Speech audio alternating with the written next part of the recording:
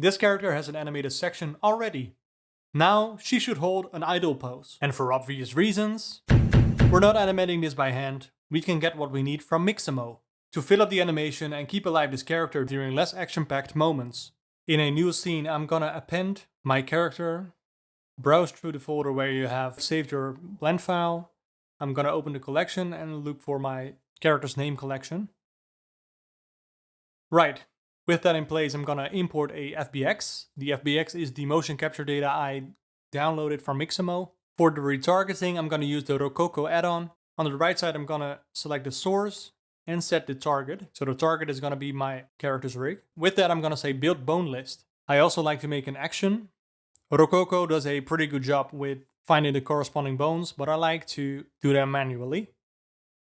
Retargeting in a nutshell is copying your animation from one rig to the other. You do this by constraining the bones from one rig to the animated bones and then baking out the animation to keyframes. There are plenty of add-ons that could do this for you. You could also do this manually. Now, this is my bone list. I found that these work best for the rigs I create. I'm using Rigify and Mixamo. For me, this gave the best result. Then we just hit retarget animation. That will bake out the animation for us. We now have our idle animation. Ignore the face, something went horribly wrong there. We'll never see that again if we import it into our existing file. I'm gonna do some initial cleanup because of course the proportions of this character are not perfectly aligned to the proportions of the character Mixamo uses. Using the curves in the graph editor, I'm gonna select channels and move them completely up or down over the y-axis. You can grab the whole curve, press G, and then constrain it to the y-axis by also pressing Y on your keyboard. And by doing that, I can clear the arm from the body, so there's a little bit more space in between there.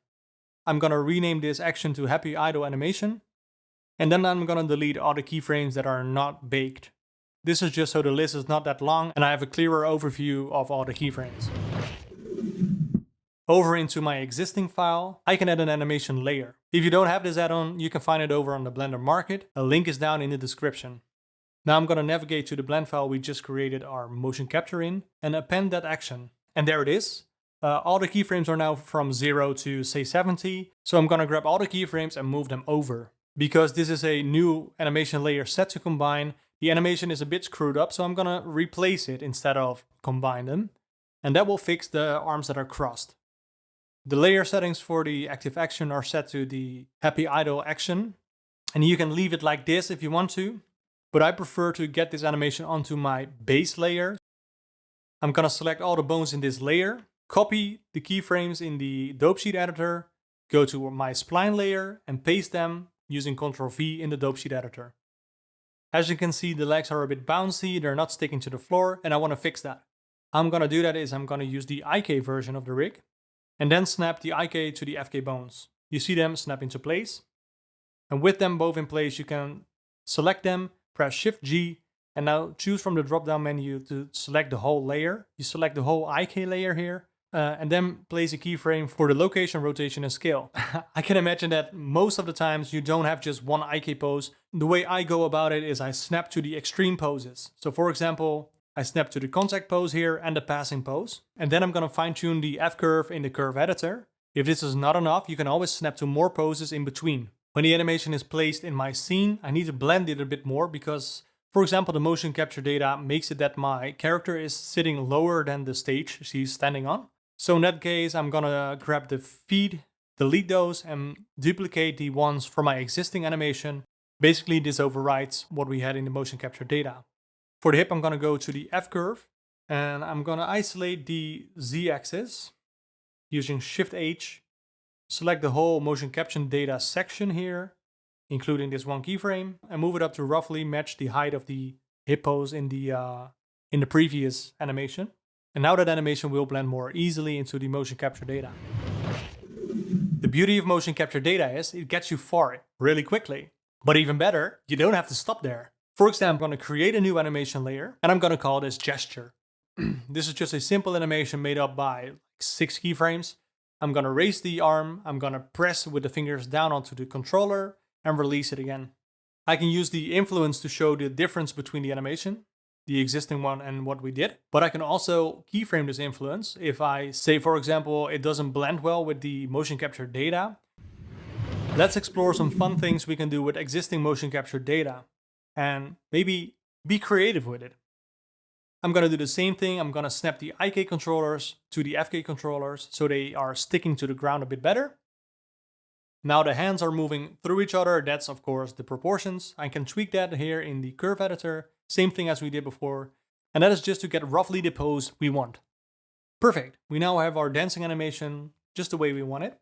If it so happens to be that your animation is not to your liking, you can go in and clean it up. For example, you can blow away all the keyframes in between the key poses, and then switch to a Bezier interpolation mode, and then fine-tune the curves yourself by scaling and rotating the handles. This way you can dial in your spacing, your ease-ins and your outs a bit better, and remove some of the jitteriness some motion capture can have. And those two things will make your animation seem more snappy instead of motion capture data. You can see the difference right here. Now let's get back to our DJ. I'm gonna create a new animation layer, and I'm gonna show you a couple of ways you could go about this. First, we can go and tweak the posing manually using the FK controllers.